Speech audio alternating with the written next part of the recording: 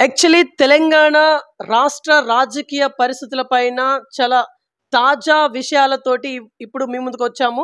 So, మనతోని ఉన్నది ఎవరో కాదు. ఒక సీనియర్ అండ్ ఒక సక్సెస్‌ఫుల్ అడ్వొకేట్ అలాగే భారతీయ జనతా పార్టీ సీనియర్ నాయకులు అల్లం నాగరాజు గారు మనతోనే ఉన్నారు. ఇక్కడ వరంగల్ పార్లమెంటు నియోజకవర్గపు కన్వీనర్‌గా వారు ఉన్నటువంటి పరిస్థితి. వాస్తవానికి లాస్ట్ టైము ఎమ్మెల్యే అభ్యర్థిగా వీరు కూడా రేస్‌లో ఉన్నారు.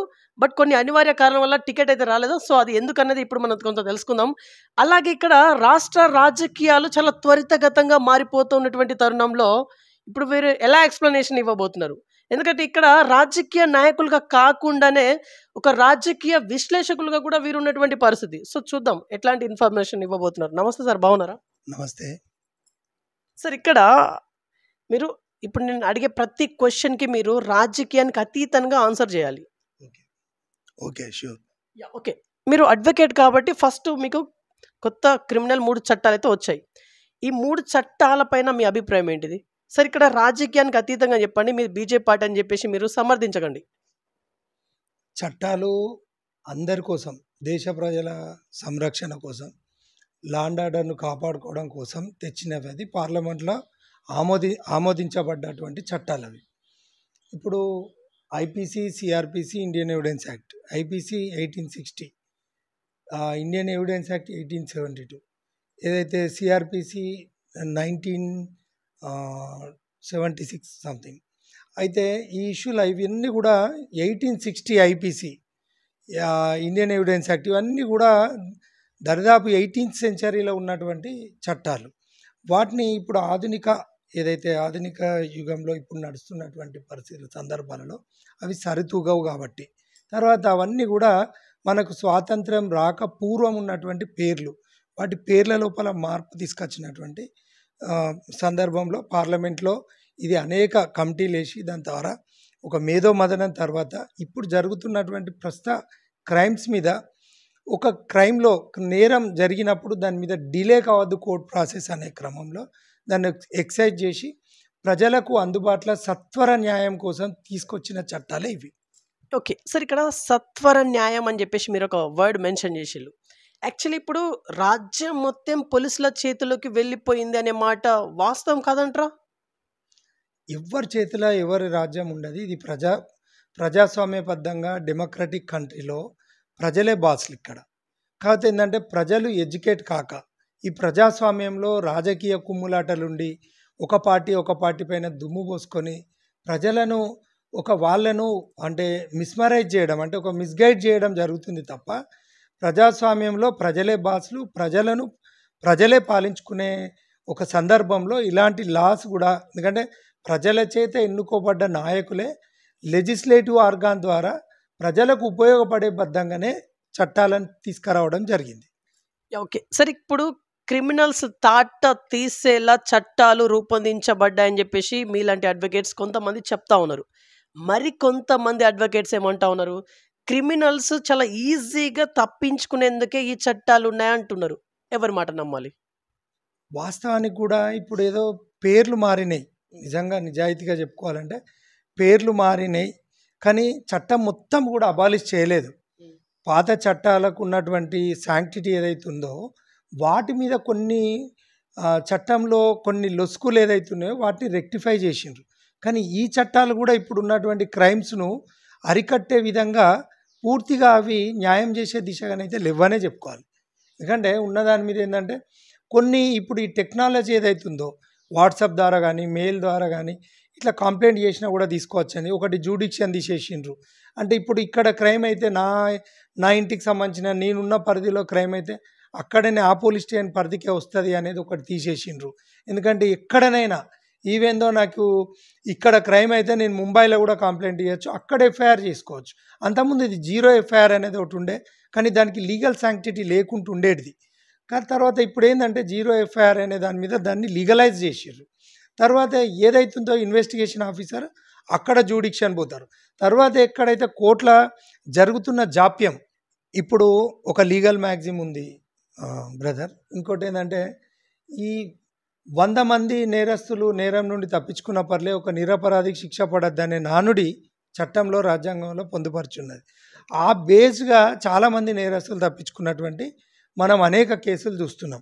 ఆ క్రమంలో మనకు కోర్టుల మీద విశ్వాసం కోల్పోయినటువంటి సందర్భం ఇది 100% కరెక్ట్. యాజ్ అన్ అడ్వకేట్గా ఇది ఒక అడ్వకేటు వృత్తికి మాకు బ్రతుకుదేరుని ఇవ్వడానికంటే చట్టంలో అది ఉన్నదే మేము వాదిస్తాం. ఇది కాకపోతే ఇంకోటి. కానీ మేము ఎల్ఎల్బి లా గ్రాడ్యుయేట్స్ కాబట్టి మేము లా ప్రొఫెషన్లో ఉన్నాం కాబట్టి చేస్తాం.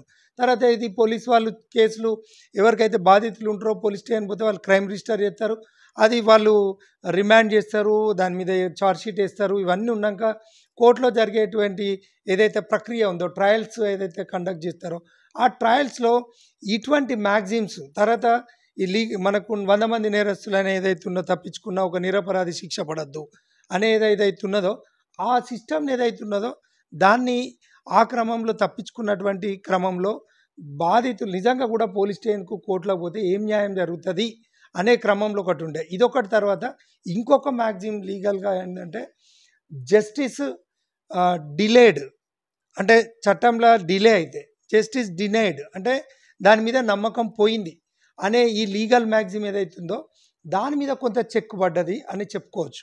సత్వర న్యాయం స్పీడీ డిస్పోజ్ చేసే క్రమంలో ఇప్పుడు కొత్త చట్టాలు ఉన్నాయి. ఆ కొత్త చట్టాలలో ఏదైతే ఎవిడెన్స్ ఉందో మళ్ళీ డేట్లు తీసుకోవడం మేము ఇంకా అట్లా జరిగేటి ఏదైతే ఉందో ఈవెన్ ద త్రూ ఆన్లైన్లో కూడా అటెండెన్స్ తీసుకోవచ్చు, ఆన్లైన్లో కూడా ఎవిడెన్స్ తీసుకోవచ్చు. అక్కడ ఉన్నటువంటి పోలీసు నేరం జరిగిన దగ్గర కూడా వీడియో సీసీ ఫుటేజ్ల ద్వారా వాళ్ళు ఇన్ఫర్మేషన్ కలెక్ట్ చేయొచ్చు. ఇంతకుముందు తీసుకున్న దానికంటే ఇప్పుడు దీనికి శాంక్టిటీ ఏర్పడ్డది. ఇది ఒక డాక్యుమెంట్గా వ్యాలిడ్ డాక్యుమెంట్గా తీసుకున్నటువంటి సందర్భంలో ఇప్పుడు పోలీస్ వారు కూడా ఇన్వెస్టిగేషన్లో కూడా లోటుపాట్లు వీళ్ళు రాసిందే కాకుండా ఈ అదర్ అడిషనల్ ఎవిడెన్సెస్గా తీసుకొని దీన్నే మేజర్ ఎవిడెన్స్గా తీసుకొని కూడా ఎందుకంటే వితిన్ అంటే ప్రతి క్రైమ్కి ఒక టైం బౌండ్ పెట్టిండు అంటే టైం పీరియడ్. ఇంతకుముందు ఒకటైతే ఏళ్ళు అది నడిచేది. కానీ ఇప్పుడు అట్లా కాదు. ఒక కేసు క్రైమ్ జరిగితే ఇంత టైం బౌండ్లోనే ఇంత టైం పీరియడ్లోనే దాన్ని కంపల్సరీ చేయాలనేది ఒకటి. తర్వాత చట్టాల గురించి అడిగినటువంటి క్రమంలో పోలీస్ వారి దగ్గరికి పోతే కంప్లైంట్ ఇస్తే వాళ్ళు ఎఫ్ఐఆర్ ఇవ్వడానికి కూడా జాప్యం చేసేది. కానీ దాని 3 డేస్లోనే ఎఫ్ఐఆర్ కాపీ ఇన్వెస్టిగేషన్ చేసి ఇవ్వాలి. తర్వాత దాని మీద స్టెప్ బై స్టెప్ పోలీస్ వారు ఎవరైతే కంప్లైంట్ ఉంటారో దరఖాస్తుదారు బాధితుడు ఉంటారో అతన్ని కంపల్సరీ తెలియజేయాల్సిన బాధ్యత పోలీస్ వారి పైన పెట్టిండ్రు. కానీ తెలుసుకొని మాట్లాడితే బాగుంటుంది. ఎందుకంటే ప్రజాస్వామ్య దేశంలో వాక్ స్వాతంత్రం హక్కు ఇచ్చిండ్రు అని చెప్పి ఏది పడితే అది మాట్లాడడం అయితే ఒక నాణానికి బొమ్మ ఉన్నట్టు తప్పు ఉంటే ఒప్పులు ఉంటాయి. కానీ మనం పాజిటివ్ సైడ్లో చట్టాన్ని కరెక్ట్గా చట్టం లెక్క వాడుకుంటే ఖచ్చితమైన న్యాయం జరుగుతుంది. ఓకే సార్, ఇప్పుడు యాజ్ ఎ అడ్వకేట్గా మీ వర్షన్ మీరు ఇప్పుడు పబ్లిక్ ముందు పెట్టిల్లు. బట్ మీలాంటి మీ సహచర అడ్వకేట్సే రిలే నిరాహార దీక్షలు ఎందుకని చేస్తూ ఉన్నారు? మరి వాళ్ళకి ఇప్పుడు ఏం అన్యాయం జరిగిందని చేస్తూ ఉన్నారు? వాళ్ళు ఎందుకని చేస్తూ ఉన్నారు? ఇది కూడా ప్రజాస్వామ్యబద్ధంగా వాళ్ళకు అనిపించి ప్రజాస్వామ్యబద్ధంగా మనకు హక్కు కల్పించబడ్డది రాజ్యాంగం. వాళ్ళకి నచ్చలేదు ప్రొటెస్ట్ చేయొచ్చు. కానీ ఉన్న క్రమంలో అమలుకు వచ్చినాక ఇప్పుడు ప్రొటెస్ట్ చేయడం అనేది అది ఎంతవరకు సమంజసం అనేది కాదు. అంటే చాలాసార్లు అవకాశం ఇచ్చిండ్రు, ఒపీనియన్ తీసుకున్నారు మేధావులు. అట్లాంటి ఉన్నప్పుడు మనం నేరుగా మనం కోర్టులలో కూడా ఈ చట్టాలు ఇక్కడ బయాస్ అంటే ఒక వర్గానికే చెందుతాయనే క్రమంలో ఉన్నట్లయితే వీళ్ళు ఈ సోకాల్డ్ మేధావులు ఎవరైతే ఉన్నారో ఆ మేధావులు మనం పిల్స్ వేసుకోవచ్చు, పబ్లిక్ ఇంట్రెస్ట్ లిటిగేషన్స్ వేసుకోవచ్చు, రిట్స్ వేసుకోవచ్చు, స్టే తీసుకోవచ్చు. మనకు రాజ్యాంగం అనేకం ఇచ్చింది. ఏమున్నా ఇలాంటివన్నీ రాజకీయ పరంగా దుమ్ము ఏది ఒకరి మీద అలిగేషన్స్ చేసుకోవడమే తప్ప వాస్తవికత అనేది లేదు. ఓకే సార్, యాక్చువల్లీ శిక్షల గురించి చెప్పండి. ఇప్పుడు ఉన్నటువంటి 3 కొత్త చట్టాల్లో సార్ వేటికి ఉరిశిక్ష ఉంది, వేటికి జీవిత ఖైదు లైఫ్ టైం ఉంది, వేటికి శిక్షలు ఒకసారి చెప్పండి. ఇప్పుడు మనం దేశం నుండి అంతర్జాతీయం నుండి వస్తే మనకు రాజద్రోహం మీద కనుక ప్రూవ్ అయితే దాని మీద మరణ శిక్ష ఉంది. తర్వాత మర్డర్స్, రేప్స్ అంటే మనకి ఏదైతే ఉమెన్స్ అంటే మనకు భారతదేశము మహిళకు ఒక గొప్ప ప్రాధాన్యత ఇస్తారు. అలాంటివి మేజర్ యాక్ట్స్ ఏది ఉన్నా కూడా సెక్షన్స్కు ఇంతకుముందు ఉరిశిక్ష దాని మీద రిలాక్సేషన్ ఉండే చాలా గ్రేవియస్ క్రైమ్స్ అయితేనే ఇచ్చినటువంటి సందర్భాలు ఉన్నాయి. ఈవెన్ దో అంటే ఇప్పుడు ఉరిశిక్ష అని తీసుకొస్తే రాష్ట్రపతి క్షమాభిక్ష వరకు కూడా ఆ స్టెప్ బై స్టెప్ అనేది డిలే ప్రాసెస్ ఉండే. ఇప్పుడు ఈ కొత్త చట్టాలలో డిలే ప్రాసెస్ లేదు. ఇమ్మీడియట్గా దాన్ని ఒక టైం బౌండ్ పెట్టి ఖచ్చితంగా ఉరి శిక్షను ఇప్పుడు దాన్ని లీగలైజ్డ్గా తీసుకొచ్చినటువంటి సందర్భం. దాన్ని స్పెసిఫిక్గా ఈ సెక్షన్ అనేది లేదు. మేజర్గా above 7 years above 10 years crimes ఏవైతున్నాయో వాటిలో గ్రేవియస్ క్రైమ్స్ ఏవి ఉంటాయో వాటికి 100% మనకు డెత్ పెనాల్టీ ఇచ్చే రైటు అది జ్యుడిషియరీ ఆఫీసర్స్కి పవర్ ఇచ్చిండ్రు. రైట్. సార్ ఇప్పుడు మనం పొలిటికల్ వైపు కొన్ని క్వశ్చన్స్ అడిగే ప్రయత్నం చేద్దాం మీతోని. ఇప్పుడు తెలంగాణ రాష్ట్ర రాజకీయాలు చాలా త్వరితగతంగా మారిపోతా ఉంది. బీఆర్ఎస్ ఉన్నటువంటి 6 ఎమ్మెల్సీలు కాంగ్రెస్ వైపు వెళ్ళిపోవడం జరిగింది. సో ఇక్కడ ఏం జరుగుతున్నట్టుగా మీరు అర్థం చేసుకుంటున్నారు? అది వాస్తవానికి రాజద్రోహం కిందకే వస్తుంది. అది రాజ్యాంగం అవును 100%. ఎందుకంటే ఒక పార్టీలో గెలిచి ఇంకో పార్టీకి పోవడం అనేది అది వాళ్ళ మీద అనర్హత వేటేయాలని చెప్పేసి కూడా చాలా సందర్భాలలో చర్చకు వచ్చింది. కానీ అది అమలుకు నోచుకోలేదు. గతంలో బీఆర్ఎస్ ప్రభుత్వము కేసీఆర్ గారు తెలంగాణ రాష్ట్రం ప్రజలందరూ కూడా పూర్తి మద్దతు ఇచ్చినా కూడా మొదటిసారి ఇచ్చిండ్రు, రెండోసారి అంతకంటే ఎక్కువ సీట్లు వచ్చినా కూడా వేరే వాళ్ళు తెలంగాణ ద్రోహులకు తెలంగాణకు ఉద్యమకారంలో ఉద్యమం చేసినటువంటి విద్యార్థి నాయకులు వాళ్ళకి టికెట్లు ఇవ్వకుండా ఉద్యమకారులకు టికెట్లు ఇవ్వకుండా న్యాయవాదులం మేము పోరాటం చేసినాం వాళ్ళకు కూడా ఏ ఒక్క న్యాయవాది ఉద్యమం చేసిన వాళ్ళకు కూడా ఎవరికి కూడా ఏ ఆదరణ లేదు. విద్యార్థులు విద్యను కోల్పోయిండ్రు. తర్వాత తెలంగాణ రాష్ట్రం మొత్తము ఇవాళ ఒక మనకు ఉన్నటువంటి పూర్తిగా మనం ఏంటంటే ఒక 100 కిలోమీటర్ల లోపల పాతాళంలో పాతిపెట్టిండు. అవినీతితోటి అవినీతిమయమైంది, అప్పులమయమైపోయింది. అలాంటి సందర్భంలో ఇప్పుడు ఈ అప్పుల రాష్ట్రంగా మార్చినటువంటి ఏదైతే బీఆర్ఎస్ కేసీఆర్ కుటుంబం, ఈ బీఆర్ఎస్ పార్టీ కానీ టీఆర్ఎస్ పార్టీ కానీ పాపం ఎమ్మెల్యేలు పాపం మంత్రులు వాళ్ళను చెప్రాస్ల కంటీనంగా వాడిండు కేటీఆర్. ఈవెన్ దో హరీష్ రావు కవిత కూడా ఇలా లేదు. అయ్యా కొడుకులు ఇద్దరు కలిసి ఆడిన డ్రామాల అనుకున్నారు ఓటు బ్యాంక్ రాజకీయం చేసిండ్రు. పార్టీ సంస్థాగత నిర్మాణం లేదు. ఏదైతే తెలంగాణ రాష్ట్రం వస్తే నీళ్లు నిధులు నియామకాలు వస్తాయని చెప్పి గాయ చేసి ఈ తెలంగాణ యాస భాష తోటి ఎర్రెక్కి ఉర్రూతలూగించి శ్రీకాంతాచారి లాంటి అమరులైనటువంటి వాళ్ళను కుటుంబాలను న్యాయవాదులు మా అడ్వకేట్ ప్రొఫెషన్ అంతా నాశనం చేసుకొని విద్యార్థులు వాళ్ళ చదువులంతా నాశనం చేసుకొని ఉద్యమం చేస్తే ఉద్యమకారులను విస్మరించి తెలంగాణ ద్రోహులు వాళ్ళు మంత్రులైనలు. ఈవెందో తెలంగాణకు వాళ్ళు వ్యతిరేకంగా వాళ్ళు కేసులు పెట్టించి దాడులు చేయించిన వాళ్ళు మంత్రులైనలు. ఇలాంటి దుర్మార్గమైనటువంటి అవినీతిమయమైనటువంటి పార్టీ ఏదన్నా ఉన్నది భారతదేశంలోనే ఉన్నదంటే అది టీఆర్ఎస్ బీఆర్ఎస్ కుటుంబ పార్టీ, దొరల పార్టీ, నిజాం నిరంకుశత్వం మళ్ళీ మనకు పునరావృతమైనది అని చెప్పి తెలియజేసుకుంటున్నాను. ఓకే సార్, ఇప్పుడు ఈ వాగ్దానాలు ఇప్పుడు బీఆర్ఎస్ని పక్కన పెడదాం. మన ఇప్పుడు అధికారంలో ఉన్నది కాంగ్రెస్. ఇప్పుడు కాంగ్రెస్ పార్టీ ఉన్నటువంటి 6 గ్యారంటీస్ని ప్రజల ముందుకు పెట్టి అధికారంలోకి రావడం జరిగింది. ఇప్పుడు ఈ గ్యారంటీస్ గురించి ఏం చెప్పాలనుకుంటున్నారు? వాస్తవానికి ఇది ప్రజలందరూ కూడా ఆలోచించుకోవాలి. ఒక న్యాయవాదిగా నేను ఒక బీజేపీ నాయకునిగా నేను చెప్పడం అనేది కాదు. ప్రజలు చాలా ఎందుకంటే ఒక ఆలోచన పూరితంగా వాళ్ళు ప్రజా తీర్పు చూడండి.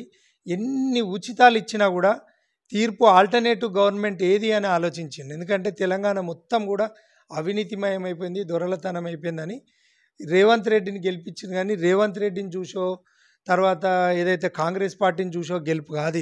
ఇది కేవలం ఏం గెలుపు అంటే టీఆర్ఎస్ బీఆర్ఎస్కు వ్యతిరేకమైనటువంటి గెలిపే తప్ప రేవంత్ రెడ్డిని చూసి ఈయనేదో పెద్ద ఈయన గ్యారంటీలు ఇస్తాడు ఇవేమో కాదు. ఉన్న ఫస్ట్ ఏంటంటే ఈ దొరతనం ఈ యొక్క అవినీతిని బయటపడేయాలి, దీన్ని పాతర పెట్టాలని రేవంత్ రెడ్డికి అధికారం ఇచ్చిండ్రు. ఈ 6 గ్యారంటీలు అనే ప్రస్తావనకు వస్తే ఇప్పుడు ఈ గ్యారంటీలు గత ప్రభుత్వం కేసీఆర్ గారు ఉన్నటువంటి ప్రభుత్వంలో కూడా ప్రజలకు ఉచితాలని ఇచ్చింది. ప్రజలందరూ కూడా ఆలోచించాలి, ఆలోచనకు రావాలి, వాళ్ళు మేల్కొనాలి. ప్రజల సొమ్మే కదా, మన సొమ్మే కదా, మన సొమ్ము మనకిచ్చేది. ఇది రాజకీయం ప్రజాస్వామ్యబద్ధంగా ఇది పూర్తిగా అవినీతి, ఇది క్రైమ్. ఇది నిజంగా కూడా కాన్స్టిట్యూషనల్గా వీళ్ళ మీద ఖచ్చితంగా శిక్ష. ఎందుకంటే మేనిఫెస్టోల మీద వాళ్ళు నిలబడుతున్నారా? వీళ్ళు ఇచ్చిన మేనిఫెస్టో గత మేనిఫెస్టో టీఆర్ఎస్ నిలబడ్డదా? ఇప్పుడు ఇచ్చిన మేనిఫెస్టోలు ఎక్కడన్నా నిలబడతాయా? ఇప్పుడు ఇక్కడ పాయింట్కి వద్దాం మనం. ఇక్కడ ఉన్నటువంటి కాంగ్రెస్ పార్టీ రేవంత్ రెడ్డి ముఖ్యమంత్రి, ఆయన 6 గ్యారెంటీలు మేము కూడా ఇస్తాం, ఆయన రూపాయి అంటే మేము రూపాయిన్నర అన్నట్టుగా ఈయన కూడా ఉచితాలు అనే హామీలు ఇచ్చి చేసింది కాదు. కానీ తెలంగాణ ప్రజలు చాలా చైతన్యవంతమైన ప్రజలు, దేశానికి ఆదర్శవంతమైన ప్రజలు, కొంత చరిత్ర గల రాష్ట్రం ఏదన్నా ఉన్నదంటే తెలంగాణ రాష్ట్రం. కానీ కండ్లు మూసుకొని పిల్లి పాలు తాగుతుంది అన్నట్టుగా ఇప్పుడు రైతులకు ఏదో ఆగస్టు 15 ఆగస్టు రోజు నేను 2 లక్షల రుణం అవి కూడా మన సొమ్మే. కానీ రైతు ఏడ్చిన రాజ్యము, అది రాజ్యం ఎప్పుడైనా కుప్పకూలుతుంది అన్నట్టుగా ఖచ్చితంగా రైతుకు ఇవ్వాల్సిన అవసరం ఉంది. ఇదే విధంగా 6 గ్యారెంటీలు కాదు, ఇంకా అనేక గ్యారెంటీలు ఇచ్చిండ్రు. ఆయన మేనిఫెస్టో మీద నిలబడితే ఖచ్చితంగా ఆయనను జనాలు ఆదరిస్తారు. కానీ ఇక్కడ ఉన్నటువంటి సందర్భంలో ఫస్ట్ మేనిఫెస్టోలో మేజర్గా ఈ ఉన్న అప్పులల్లో ఈ అప్పులు కాకుండా ఇప్పుడు ఈ అప్పులే కట్టలేని పరిస్థితుల్లో నువ్వు ఉన్నావు. జనం అందరూ కూడా ఆలోచించుకోవాలి. ఈ అప్పులు కట్టలేని రాష్ట్రంగా మనం ఉన్నాం, అప్పుల ఊబిలో ఉంటే ఇంకా నీ 6 గ్యారెంటీలు ఏ విధంగా అమలు చేస్తావని చెప్పి నేను అడుగుతున్నా. ఒక అడ్వకేట్గా, ఒక తెలంగాణ పౌరునిగా అడుగుతున్నా. ఓకే. కాకపోతే భూమి బద్దలైనా ఏం జరిగినా కూడా 15 ఆగస్టు లోపు 2 లక్షల రుణమాఫీ బరాబర్ చేస్తామని చెప్పేసి సంబంధిత దేవుళ్ళ పైన ప్రామిస్ వేసుకుంటా మరీ చెప్పారు రేవంత్ రెడ్డి గారు. దీన్ని కూడా మీరు నమ్మట్లేరా? రేవంత్ రెడ్డి గారు చాలా గొప్ప వ్యక్తి. దేవుళ్ళను అనే దాని మీద దేవాదాయ శాఖ మీద వచ్చే సొమ్ములు ఉన్నాయి. తర్వాత ఇప్పుడు మద్యం వ్యాపారం మీద వచ్చే ఇది ఉంది. ఇవన్నీ పక్క పెడితే గతం నుండి ఎప్పటి నుండో వస్తుంది అనుకో. కానీ ఇప్పుడు ఉన్న పరిస్థితులు ఏంటంటే భూములను వ్యాపారం పెట్టిండు. ఎందుకంటే భూములను అమ్మకానికి పెట్టిండు. ఈ భూములను అమ్మకానికి పెట్టే ఈ భూములు ఎవరివి? రేవంత్ రెడ్డి అయ్యయ్య, తాతయ్య, ముత్తాతయ్య, రేవంత్ రెడ్డి ఇంట్లోయా, లేదా రాహుల్ గాంధీయా, రాజీవ్ గాంధీయా, ఇందిరాగాంధీయా, ఇంకేమన్నా సోనియా గాంధీ ఇటలీకి వెళ్ళామనే తెచ్చిందా? ఇది ఆలోచించాదా జనం? ఇప్పుడు వీళ్ళకి 15 ఆగస్టుకి ఇస్తానంటే రేవంత్ రెడ్డి ఇంకెక్కడన్నా అమెరికాలో దాచిన సొమ్ము, ఎలక్షన్లకు తెచ్చుకున్నటువంటి సొమ్ము మిగిలిన ఇస్తాడా? ఇది ఆలోచించుకోవద్దా జనం? 2 లక్షల రూపాయలు ఇవ్వాల్సిందే, ఇవ్వు. కానీ ఎక్కడికి వెళ్ళి ఇస్తున్నావు? జనం సొమ్ము, తెలంగాణ రాష్ట్రంలో ఉన్నటువంటి భూమిని వేలం వేసి అక్కడికి వచ్చినటువంటి పైసలను నువ్వు ఇక్కడ ఇస్తున్నావు. కానీ ఇంత చెండాలమా రేవంత్ రెడ్డి గారు? ఇంత దారుణమా రేవంత్ రెడ్డి గారు? నువ్వు ఉన్నటువంటి పరిస్థితులలో కేసీఆర్ అవినీతిని ఎందుకు వెలికి తీయలేకపోతున్నావు? ఇలా సాక్షాత్తు చాలా బాధాకరం. ఎల్ నరసింహారెడ్డి గారు, గౌరవనీయులు హైకోర్టు జడ్జి గారు, సుప్రీంకోర్టు జడ్జి గారు, రిటైర్ అయినటువంటి ఒక గొప్ప వ్యక్తి, మహానుభావుడు. ఆయనే ఒక కమిషన్కు చైర్మన్గా ఉంటే నోటీస్ ఇస్తే కేసీఆర్ డైరెక్ట్ 2 సార్లు ముఖ్యమంత్రి, 30-40 ఏళ్ళ రాజకీయ అనుభవం ఉన్నది, ఆయనకు అర్హత లేదు అంటాడు. అసలు కంటెంప్ట్ ఆఫ్ కోర్ట్ ఎక్కడ బుక్ చేసిండు? ఆయనని ఇమీడియట్గా జైలు వేయాలి కదా, వితిన్ గంటల కూడా జైలు వేయాలి. ఆ తొంటిపొక్కి ఇరిగిన నొప్పి ఉన్నాయంటే కూడా పట్టుకపోయి గొర్ర గొంతుగా తీసుకపోయి చెర్లపల్లి జైలు వేయాలి. ఈవెన్ దో వాళ్ళ బిడ్డతోటి కలిసి ఉండేటట్టు తిహార్ జైలు వేసినా కూడా తప్పే. ఎక్కడ పోతుంది రాజ్యాంగం? ఎక్కడ ఉన్నది మానవ విలువలు? ఎక్కడ ఉన్నది ప్రజాస్వామ్యం? ఇంకెప్పుడు మేల్కుంటారు జనం? ఎవడు అధికారం వెళ్తున్నాడు? ప్రజాస్వామ్య దేశంలో భారతీయ జనతా పార్టీ తరఫున మేము మాట్లాడుకున్నటువంటి సందర్భంలో బీజేపీ అంటారు. దేశం కోసం, ధర్మం కోసం పాటుపడేది భారతీయ జనతా పార్టీ అంటున్నాం. కానీ ఇక్కడ ఎవరి కోసం? ఇది మన దేశం. మన దేశంలో అంతర్గత కుమ్ములాటలు ఎక్కడి? కులమతాల భేదాలు ఎక్కడి? 42వ రాజ్యాంగ సవరణ తెచ్చింది ఎవరు? ఇందిరాగాంధీ తెచ్చింది. 1976లో మన దేశానికి నిజంగా మళ్ళీ బ్రిటిషోడు వచ్చి దోపిడీ చేసినట్టు ఇందిరాగాంధీ మన దేశంలో అంతర్గత చిచ్చు పెట్టింది. మనది భారతదేశం, హిందూ దేశం. దీన్ని ఇండియా అని కూడా పేరు మార్చాలి. ఇండియాకి శాంక్టిటీ ఎక్కడిది? ఇవన్నీ ఎక్కడి నుండి? ఇట్లా రాజ్యాంగం మనం మాట్లాడుకుంటా పోతే ఇవాళ ఇండియా అంటే independent nation declared in August. దీన్ని ఇండియా అంటారు. దీనికి ఏమైనా పేరున్నాదిరా భయ్? ఎవడన్నా బుద్ధున్నోడు మాట్లాడతారా? ఇండియా కూటమి అని పెట్టుకుంటారు. సిగ్గుండాలే మీకు మాట్లాడడానికి, శరం ఉండాలి. మీరు నిజంగా మీరు కాదు, ఢిల్లీలో కాదురా చర్చలు పెట్టాల్సింది. ఒక రచ్చబండ కాడుకు ఒక గ్రామంలో పోండ్రి. వెనుకటి పెద్ద ముసలి వాళ్ళందరూ కూర్చొని మీకు చెప్పులతోటి బుద్ధి చెప్తారు. మన భారతదేశం, ఇది భారతదేశం అంటే ఇది బీజేపీ ఉందారా భయ్? ఈ బీజేపీ ఉందా భారతదేశం? భారతదేశంలో ముస్లింలు ఉండొచ్చు, క్రిస్టియన్స్ ఉండొచ్చు, మన ఎవరైతే సిక్కులు ఉండొచ్చు, జైన్లు ఉండొచ్చు, అన్ని మతాల వాళ్ళు ఉండొచ్చు అని చెప్పి పెట్టిండ్రు. అప్పుడు దేశ విభజన మనకు స్వాతంత్రం వచ్చినప్పుడు జరిగింది. పోయినోడు ఉన్నోడిని కాపాడుకుంటాను. ఎవడు పడితే వాడు అక్రమంగా చొరబడతాడు. బిడ్డ మీకు తెలుస్తుంది. రానున్న రోజులలో నేను హిందువులకు కూడా చెప్తున్నా, మీకు బుద్ధి ఉండాలని కూడా నేను అడుగుతున్నా. మీరు ఖబర్దార్ ఎక్కడున్నా కూడా మీకు ఇంకా చైతన్యం వస్తలేదు. ఎందుకు వస్తలేదు? వాళ్ళకు ఉన్నటువంటి యూనిటీ మీకు ఎందుకు ఉండదు? ఇవాళ చూస్తే ఎలక్షన్ రిజల్ట్ చూస్తే 400 పైచిలకు స్థానాలు వస్తాయి అనుకుంటే ఇవాళ ఉన్నటువంటి పరిస్థితిలో 500 సంవత్సరాలు పోరాట ఫలితంగా అయోధ్యలో మనకు రామ మందిర నిర్మాణం, భవ్య రామ మందిర నిర్మాణం జరిగితే అయోధ్యలో సాక్షాత్తు మనకు ఓటు ద్వారా ప్రజాస్వామ్యబద్ధంగా భారతీయ జనతా పార్టీ ఓడిచ్చారు. ఏం తప్పులేదు. భారతీయ జనతా పార్టీ అధికారం కోరుకోదు. భారతీయ జనతా పార్టీకి అనేక అంతర్గతంగా మనకు ఉన్నటువంటి దానికి అనుబంధంగా సంస్థలని స్వాతంత్రం రాకముందు కూడా దేశానికి స్వాతంత్రం రావాలని పోరాటం చేసిన మనకు ఆర్గనైజేషన్స్ భారతీయ జనతా పార్టీకి తోడుగున్నాయి. హిందువులారా మేల్కోనండి, మేల్కోనండి, ఎవరికి తీటారా భయ్? రేపు నువ్వు రానున్న పరిస్థితులలో వచ్చే రోజులలో నువ్వు పోయేది ఇంకా గుళ్ళు గోపురాలు ఉండవు, మన దేవాలయాలు కనిపించాయి, బొట్టు పెట్టుకొని కూడా బయట తిరిగే పరిస్థితులు ఉండవు. ఇవాళ ఉన్నది మన దేశం, మనం అంటే మన కుటుంబం, దేశం మొత్తం మన కుటుంబం అని పాటుపడేది భారతీయ జనతా పార్టీ. ఇంకొకటి మీకు చెప్తున్నా ఖబర్దార్, భారతీయ జనతా పార్టీలో మేము ధైర్యంగా చెప్పుకుంటాం, ఒక కార్యకర్తకు ఉన్నటువంటి పవర్ మాకు నరేంద్ర మోదీ గారి కంటే పెద్ద పోస్ట్ ఏదైనా ఉన్నది అంటే అది కార్యకర్త పోస్ట్. మాకు ఏ పదవులకు ఆశించాం, మేము ఏ అధికారాన్ని కోరుకోం. మేము ఒక కార్యకర్త అంటే దేశానికి సేవ చేసుకునే సైనికుల కంటే కూడా మేము వాళ్ళు జీతం తీసుకొని దేశాన్ని భద్రత చేస్తాను.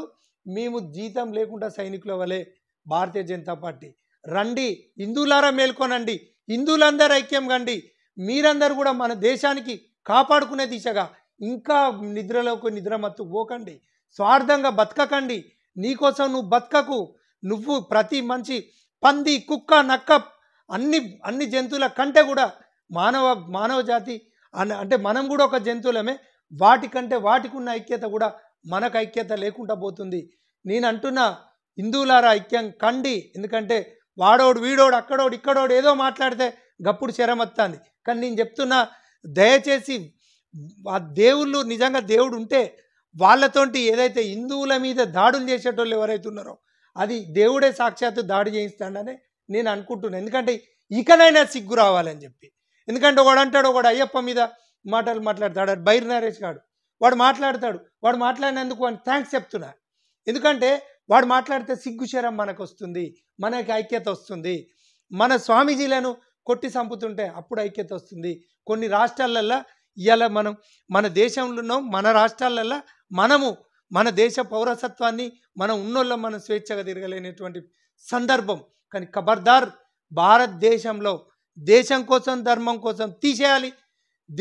మనకు దుష్ట శిక్షణ ధర్మరక్షణ అనేది రావాలి. దుష్టుని శిక్షించాల్సిందే చట్టాలకు చట్టబద్ధంగా. ఎందుకంటే అనేక మంది, వేల మంది, లక్షల మంది పోరాటాల ఫలితంగా స్వాతంత్రాన్ని సాధించుకున్నాం. ఇక్కడ తెలంగాణ రాష్ట్రంలో కూడా పూర్తిగా రాజకీయ వ్యభిచారం నడుస్తుంది. ఈ వ్యభిచారాన్ని అరికట్టాలంటే ఖచ్చితంగా ఎన్ని కేసులైనా పర్లే, ఎక్కడికైనా పర్లే, దుష్ట శిక్షణ ధర్మరక్షణకు నిలబడదాం, పాటుపడదాం. నువ్వు బీజేపీ కండువ కప్పుకొని నువ్వు చేయాల్సిన అవసరం లేదు. బీజేపీ వాడు ఒక్కడే ఉన్నాడా? బీజేపీ కాదు, ఇది మనది. బీజేపీ పార్టీ ఎవరిది? భారతదేశంలో ఉన్న ప్రతి గడపది, ప్రతి మనిషిది. కాబట్టి భారతీయ జనతా పార్టీని విమర్శిస్తే నా కొడుకులారా మీరు దేశానికి ద్రోహం చేసినట్టే అని చెప్పి తెలియజేసుకుంటారు. ఓకే సార్ యాక్చువల్లీ మీరు రాజకీయ వ్యభిచారం అనే ఒక వర్డ్ మీరు మెన్షన్ చేసిళ్ళు, దానికి అర్థం చెప్పండి, ఎందుకు చెప్పిలా మాట? దానికి వ్యభిచారం అంటే కూడా ఆ అమ్మలు, వ్యభిచారం చేసే అమ్మలు ఎవరైతే ఉంటారో వాళ్ళు భారత నారీలు, వాళ్ళకున్నటువంటి, నేను ఆ వర్డును కూడా వాళ్ళని అగౌరవపరిచినట్టే అని సారీ చెప్పుకుంటూ, ఈయన కొడుకులు చేసేటిది ఇంకా అంతకంటే దారుణం. ఇంకా ఆ పదం సరిపోదు. ఎందుకంటే పాపం వాళ్ళు ఒళ్ళు నమ్ముకొని వాళ్ళు ఏదో డబ్బు కోసమో వాళ్ళ పొట్టకూడి కోసమో చేస్తాను కావచ్చు. కానీ ఈయన కొడుకులు వందల లక్షల కోట్లు. నేను అడుగుతున్నారే, మీరు అవినీతి చేసేటోళ్ళారా? మీరు ఎమ్మెల్యేలు అని చెప్పి, ఎంపీలు అని చెప్పి మీరు రాజ్యాధికారం దేశించుకోవడానికి, మీరు ప్రజాసేవ చేయడానికి నిజంగా వస్తే, మీరు ప్రజాసేవ చేయడానికి ఏ నాయకునికి కూడా అధికారం అవసరం లేదు. ప్రతి పౌరుడు సేవ చేసుకోవచ్చు, జనం సేవ చేసుకోవచ్చు. ఫస్ట్ నిన్ను కన్న తల్లిదండ్రులను కాపాడుకోవాలి, నీ కుటుంబాన్ని కాపాడుకో, నిన్ను నమ్ముకున్న వాళ్ళని కాపాడుకో. నువ్వు సమాజానికి కనీసం మేలు చేయకుండా కీడు చేయకు, గదే సమాజ సేవ, ప్రజాసేవ అనుకోవాలి. కానీ నాకు ఇక్కడ ప్రజాస్వామ్యబద్ధంగా ఓట్లను నోట్ల ద్వారా కొనుక్కొని అవినీతిమయమై, ఎందుకంటే ప్రజల లోపల కూడా చిత్తశుద్ధి రావాలి. ఎంత చెండాలపు నా కొడుకులరా మీరు. మీరు టీవీ ఛానళ్ళకి వచ్చి డైరెక్ట్ కూర్చొని అక్కడ మాట్లాడతారు, మాకు పైసలు రాలే, మాకు పైసలు రాలే, మాకు ఎవ్వడు ఏ నా కొడుకు ఇయ్యలే, ఏ లంజా కొడుకు ఇయ్యలే, ఏ నా కొడుకు ఇయ్యలే, ఇవ్వారా మాటలు? మీరు మనుషులేనారా? వాడు 2000 ఇస్తే ఎన్ని రోజులు దీన్ని బతుకుతావురా అని నేను అడుగుతానా? 2000, 1000, 5000, 10,000 ఇస్తారా? 10,000 ఇస్తే ఏం చేస్తావు? తాగి పంటవు లొట్ట, మనం లొట్ట తినేది ఒక అట్టక అన్నట్టు ఉంటుంది.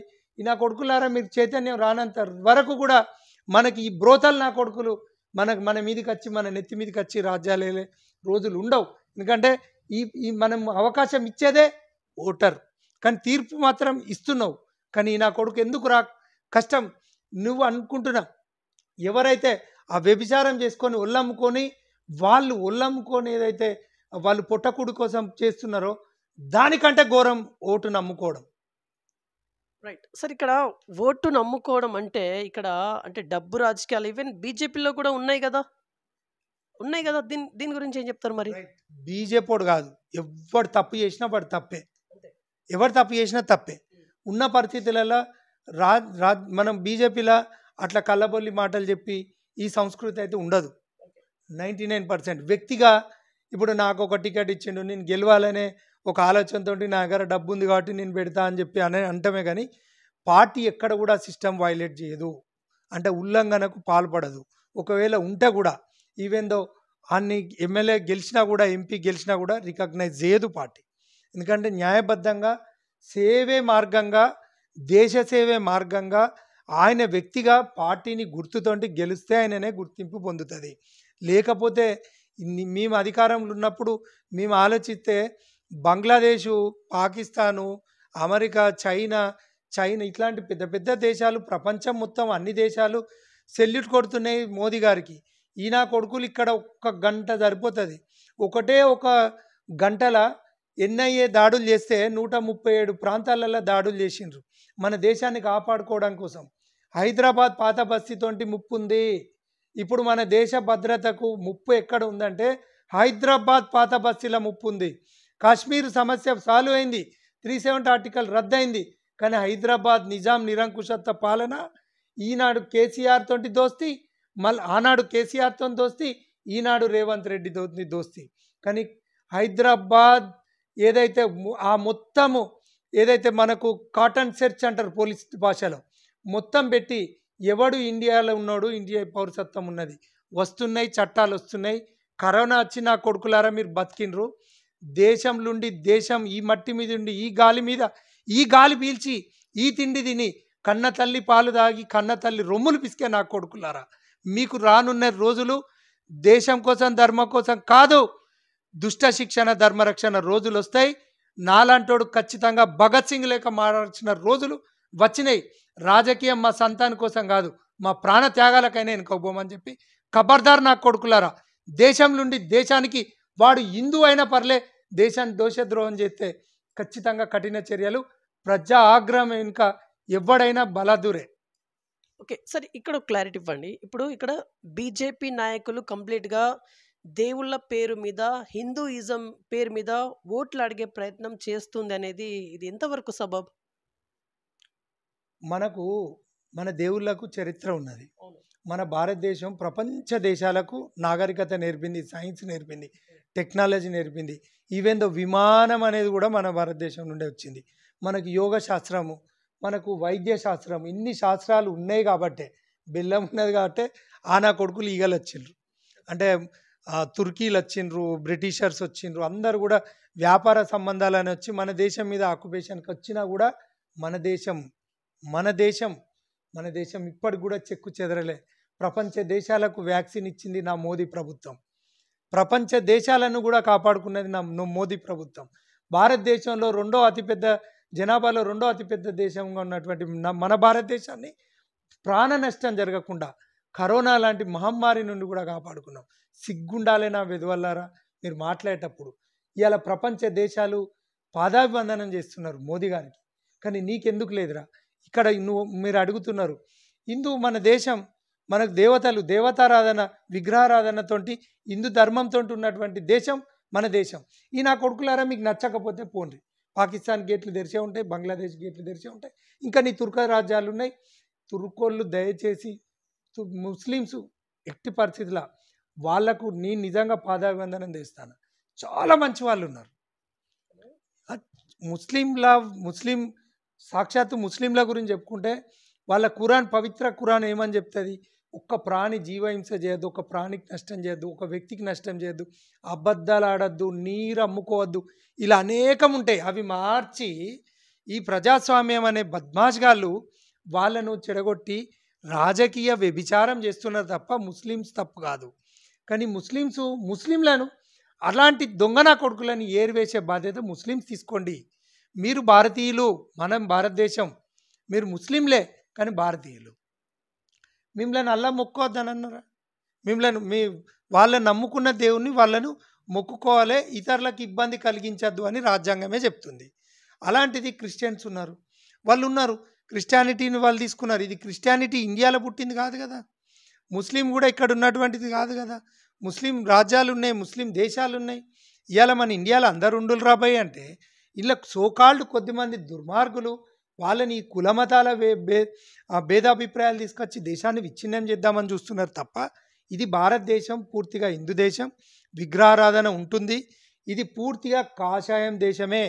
ఇంకొకటి మీకు చెప్తున్నా బ్రదర్, నీ ఛానల్ ద్వారా ఒక మంచి సమయంలో వచ్చిన కాబట్టి నీకు చెప్తున్నా, వీళ్ళు సోకాల్డ్ మాకు వీళ్ళందరూ కాంపిటేటర్సే కాదు.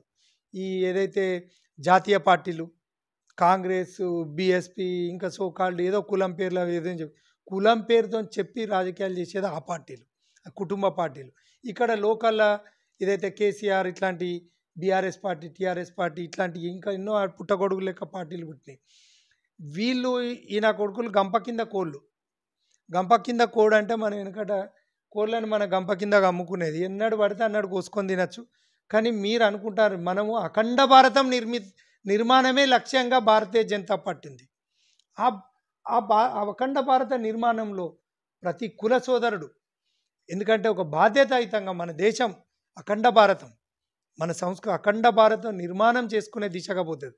2050 సంవత్సరం వరకు కూడా భారతీయ జనతా పార్టీనే జనం ఆదరిస్తారు. ఇప్పుడు వీళ్ళకి తెలుస్తుంది. మొన్న పార్లమెంట్లో సాక్షాత్తు కాన్స్టిట్యూషన్ను ఏదైతే కాన్స్టిట్యూషన్ మీద మనకు రాహుల్ గాంధీ భగవద్గీత మీద కూడా హిందువుల పట్ల అసభ్యంగా మాట్లాడాడు.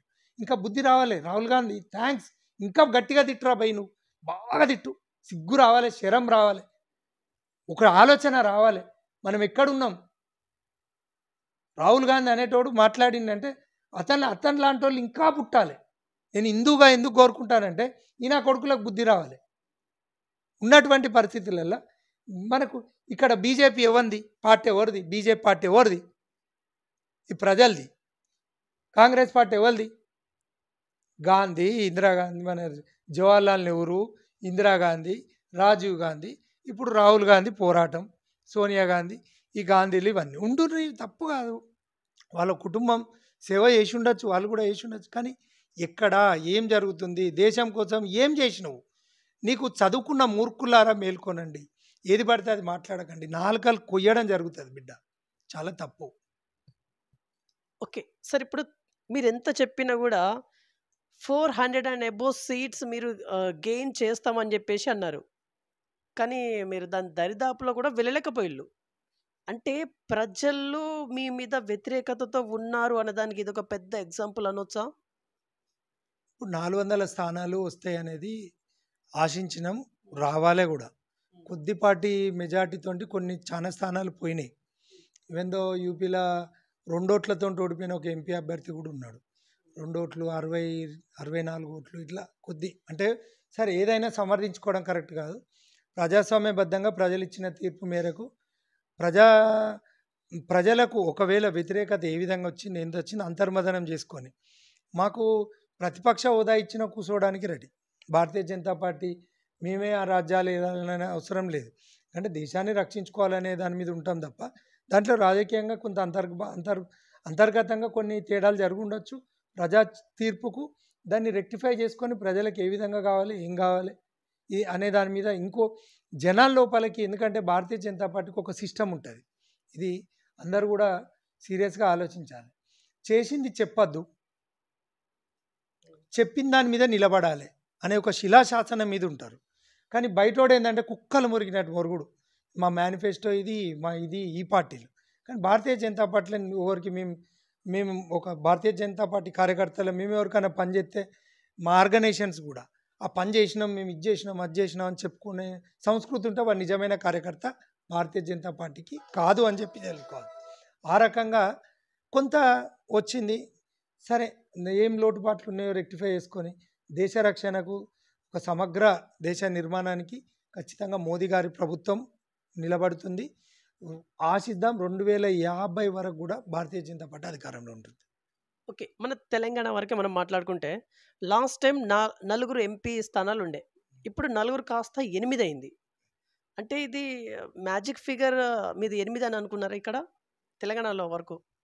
8 కాదు, వాస్తవానికి ఏంటంటే రాజకీయంగా చేయాలనుకుంటే తెలంగాణ రాష్ట్రంలో భారతీయ జనతా పార్టీ పూర్తిగా అధికారం వస్తుంది.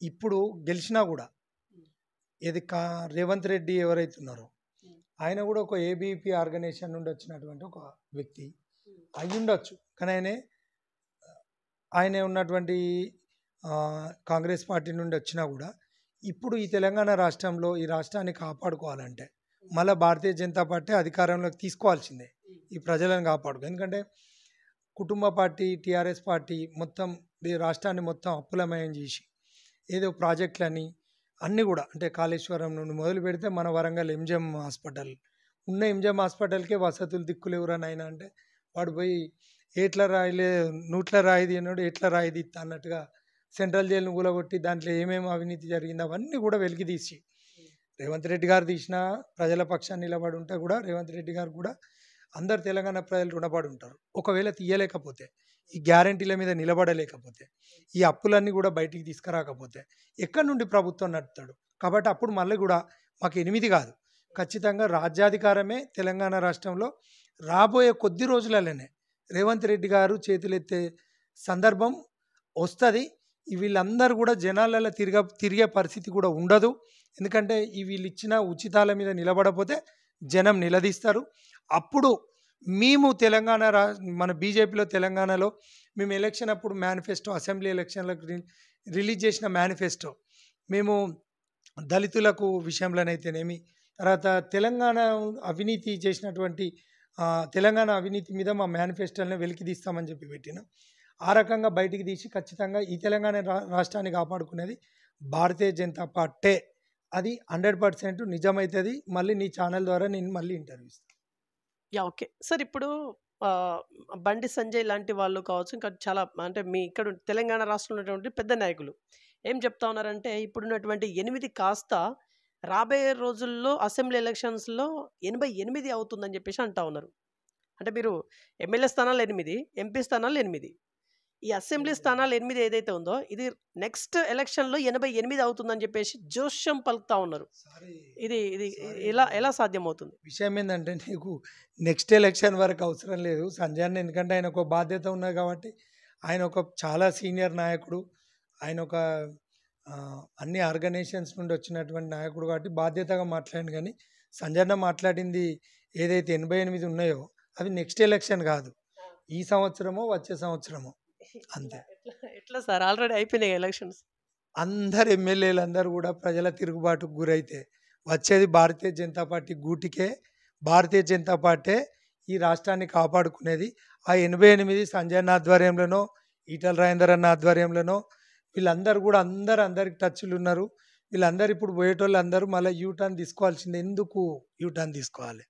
ఎందుకంటే రాష్ట్రాన్ని కాపాడుకోవాలి కాబట్టి యూటర్న్. రాజ్యాధికారం మాకేమో దేశంలో ఉన్నాం, అట్లా అంతర్భాగంగా రాష్ట్రాల్లో కూడా కేంద్రం నుండి వచ్చినటువంటి నిధులు రాష్ట్రంలో అన్ని రాష్ట్రాలకు వచ్చినట్టు వస్తాయి. కానీ ఈ రాష్ట్రాన్ని కాపాడుకోవాలంటే భారతీయ జనతా పార్టీతోటే సాధ్యం. అది బండి సంజయ్ గారు లాంటి వాళ్ళతోటి, ఏదైతే ఈటల రాజేందర్ గారు లాంటి వాళ్ళతోటే సాధ్యం. కిషన్ రెడ్డి గారు వీళ్ళు అంటే ఉన్నటువంటి సందర్భంలో వాళ్ళు ఒక ఆర్గనైజేషన్ నుండి వచ్చినటువంటి సందర్భంలో వారు కూడా వాళ్ళ తోడ్పాటు ఉంటుంది. కానీ వీళ్ళందరూ కూడా ఈ రాజ్యాధికారం సాధించాలంటే మనకు తెలంగాణ రాష్ట్రంలో ఉన్నటువంటి పరిస్థితిలో ఉన్నటువంటి నాయకత్వంలో అందరూ కూడా సమర్థులే. కానీ ఉన్న దాంట్లో ఈటల రాజేందర్ గారు కాబోయే ముఖ్యమంత్రి అని చెప్పి కూడా నేను తెలియజేసుకుంటున్నాను. Oh my god, Etela Rajender గారేనా? 100% ఈటల రాజేందర్ గారు తెలంగాణ రాష్ట్ర ముఖ్యమంత్రి. అతి తొందరలో ఇది నువ్వు నీ ఛానల్లో నువ్వు లైవ్ పెట్టుకో. నువ్వు ఖబర్దార్ ఏ డిబేట్కైనా ఎవరన్నా ఎందుకు ఖబర్దార్ ఎందుకంటున్నంటే రాష్ట్ర ప్రజలను కాపాడుకోవాలంటే ఈటల రాజేందర్ గారికి తెలంగాణ రాష్ట్ర ప్రజలందరూ కూడా రుణపడి ఉండాలి. ఎందుకు ఈటల రాజేందర్ గారు అంటే ఈటల రాజేందర్ గారు గనక ఆ దొరలను ఎదిరించి దొరల గడిల బందీగా ఉన్నటువంటి తెలంగాణ తల్లిని విడిపించింది ఓన్లీ కేవలం ఈటల రాజేందర్ గారే. హుజురాబాద్ బై ఎలక్షన్స్ రాకపోతే హుజురాబాద్ ప్రజలు భారతీయ జనతా పార్టీని కంటే ఈటల రాజేందర్ గారిని ఆశీర్వదించకపోతే ఈ తెలంగాణ రాష్ట్రము ఇప్పుడు కేసీఆర్ ప్రభుత్వం కూలేదే కాదు. అలాంటి ఈటల రాజేందర్ గారు ఆయన ఈ చేతికి చేసిన పని ఈ చేతికి తెలియనియడు, కానీ ఆయన ఎవరు కూడా ద్రోహం చేయడు. కార్యకర్తను కాపాడుకునే వ్యక్తి అయినా. ఇంకోటి ఏంటంటే రాజ్యాధికారమే కావాలనుకుంటే ఆయన ఇంకెన్నో పదవులు వస్తాయి, కానీ ఆయన రాష్ట్రము ఆయన దగ్గర పొద్దటిల్లి పోయి ఈ సోకాల్డ్ ఏదైతే రాజకీయ నాయకులు ఈ ఏదైతే సొల్లు ముచ్చట్లు చెప్తారో పొద్దటిల్లి పోయి చూడండి ఎంతమంది లైన్లు కట్టి బార్లు కట్టి ఉంటారో. ప్రతి ఒక్కరికి అందరికీ న్యాయం చేయకపోవచ్చు. ఒక 5-10% ఏదన్నా మిస్టేక్ అంటే వాళ్ళకి అందుబాటులో ఏదన్నా పని కాకపోవచ్చు. ఎందుకంటే దేవుణ్ణి వరుస పెట్టి టికెట్లు కొని మొక్కితే కూడా దేవుని దగ్గర పోతే కూడా పనులు కాని వాళ్ళు ఉన్నారు. అట్లాంటిది నిజాయితీగా సాక్షాత్తు ఈ భూలోకంలో తెలంగాణ రాష్ట్రంలో కేవలం ఈటల రాజేందర్ అనేట ఆయననే మన రాష్ట్రం మొత్తం అన్ని పార్టీలకు దేవుడు ఆయన, నాట్ ఓన్లీ బీజేపీ. కాకపోతే ఇక్కడ ఒక క్లారిటీ ఇవ్వండి. ఇప్పుడు కాంగ్రెస్ అనేది చాలా హౌస్ఫుల్, చాలా కిటకిటలాడుతూ ఉంది నాయకులతోటి, హౌస్ఫుల్ అన్నట్టుగా ఉంది. మీరేమో లేదు ఇది పోతుంది ఇప్పుడు బీజేపీ వస్తుంది అని చెప్పేసి అంటా ఉన్నారు. ఎక్కడ సింక్ అవ్వట్లేదు కదా. ఇప్పుడు ఆల్రెడీ కాంగ్రెస్లో హౌస్ఫుల్ ఉంది, అయినా కూడా బీఆర్ఎస్ నుంచి వెళ్ళి చాలామంది వచ్చేసిళ్ళు. ఎట్లా ఈ కాంగ్రెస్ ఎట్లా పోతుంది, మీరు ఎట్లా బీజేపీ వస్తుందని చెప్పేసి అంటా ఉన్నారు. ఇక్కడ సింక్ అవ్వట్లేదు. అస్సలు సింకు కాదు, సింకులు కావు. సింక్ ఎక్కడైతుంది అంటే వీళ్ళు ఎక్కడికి పోయినా ఉన్నటువంటి పరిస్థితుల్లో జనాలే బాస్. జనానికి సేవ చేసుకోవాలి. జనానికి నిత్యావసర వస్తువులు కానీ వాళ్ళకు ఉన్నటువంటి ఇప్పుడు మనకు పన్నుల ద్వారా కట్టినటువంటి సొమ్మును ప్రజలకు వేసే దిశగానే చేసేదే ఈ నాయకుని ఒక ఏదైతే ప్రభుత్వాల యొక్క మోటో అదంటే డ్యూటీస్ అవి. అట్లాంటప్పుడు అక్కడ ఫెయిల్యూర్ అయినప్పుడు ఆల్టర్నేట్గా గుంపు మళ్ళీ ఒక్కటేసారి మంద తిరిగి రావాల్సిందే. అది రాజేందర్ అన్న దగ్గరికి రావాల్సిందే. ఈటల రాజేందర్ అన్నదే ఆ గడిలను బద్దలు కొట్టిండు కేసీఆర్. ఇవాళ గద్దె దిగిండంటే ఈటల రాజేందర్దే తప్ప భారతీయ జనతా పార్టీ అధికారంకి వచ్చు, కానీ ఎందుకు రాలేదు అంటే మాయ మాటలు చెప్పదు, ప్రజలను మభ్యపెట్టదు. అలా మభ్యపెట్టి దొంగ మేనిఫెస్టోలు ఇయ్యదు. కాబట్టి రానున్న రోజులలో ఈ రాష్ట్రాన్ని కాపాడుకోవాలంటే భారతీయ జనతా పార్టీ అది ఈటల రాజేందర్ గారుతో ఉంటే అది సాధ్యం. Right sir, last and finally ఏమైనా చెప్పి ముగించాలనుకుంటున్నారా? ఫైనల్ వన్ ఏంటంటే ప్రజలందరూ మేల్కొనాలి, మన దేశాన్ని రక్షించుకోవాలి, రాష్ట్రాన్ని రక్షించుకోవాలి, మన సామాజిక విలువలతో కట్టుబడి ఉండాలి. ప్రజాస్వామ్య దేశంలో ప్రశ్నించే గొంతుగా మారాలి. రాజకీయ పార్టీలు ఎట్లున్నా కూడా నాయకుడు అనేటోడు తప్పు చేస్తే నిలదీయాలి. మీరు మనకున్నటువంటి ప్రజా సేవకులు వాళ్ళను ఖచ్చితంగా ప్రజలకు అన్యాయం జరిగితే మీరు తిరగబడాలి. మీరందరూ కూడా ఐక్యంగా పోరాటం చేయాలి. నాకెందుకులే అని చెప్పి స్వార్థంగా ఇంట్లో పడద్దు. మీరు గడప దాటాలి, ప్రశ్నించాలి, రాష్ట్రాన్ని కానీ వ్యక్తిని కానీ కాపాడుకోవాలి. పోలీస్ స్టేషన్ల ద్వారా కానీ మనకున్నటువంటి కలెక్టర్ ఆఫీసులు కానీ ఎక్కడున్నా కూడా కలెక్టరు జిల్లా ప్రథమాధికారి ఏ సమస్య ఉన్నా కలెక్టర్ గారి దృష్టికి తీసుకుపోండి. అన్యాయాన్ని ఎదిరించండి, న్యాయానికి నిలబడండి. ఎక్కడ అవినీతి జరిగినా లంచగొండితనం జరిగినా ప్రజలందరూ మూకుమ్మడిగా వీలైతే దాడులు కూడా చేయండి. దాడి చేస్తే కూడా తప్పు కూడా కాదు. నేను అది ఒక అడ్వకేట్గా చెప్తున్నా, మేలుకొలుపు ఇది. ఎందుకంటే నేను క్రైమ్ చేయంటలేను, అవినీతి మీద క్రైమ్ చేస్తే అది క్రైమ్ కాదు, చట్టమే చెప్తుంది. కాబట్టి నిలబడండి, సమాజం వైపు నిలబడండి. రాజకీయ పార్టీలకే బాధ్యత లేదు, ప్రతి పౌరునికి బాధ్యత ఉంటుంది. కాబట్టి మనం ఈ రాష్ట్రాన్ని కానీ దేశాన్ని కానీ రక్షించుకోవాలంటే అది పౌరుని బాధ్యతనే అని, ఇది ప్రజాస్వామ్యబద్ధంగా మనం ఓటేసి మన మీద పెత్తనం చేయమని కాదు. అది ఏ పార్టీ అయినా కానీ, బీజేపీ తప్పు చేసినా ఇంకేవాడైనా తప్పు చేసినా కూడా ఖచ్చితంగా ప్రజాస్వామ్యబద్ధంగా ప్రజలకు పౌరునికి సిటిజన్ ఆఫ్ ఇండియాకు బద్ధుడై ఉండకపోతే వాడు ఎవడైనా కూడా ప్రజాగ్రహానికి గురి కావాల్సిందే. ప్రజలు తిరగబడాల్సిందే. ప్రజలు మేల్కొనండి, ఎదురు తిరగండి. మనకు అవినీతి అనిపించే దాన్ని ప్రశ్నించండి. రైట్. సో ఇది ఇవాల్టి ఇన్ఫర్మేషన్. చూసుకోండి BVR TV news. Until then bye, take care.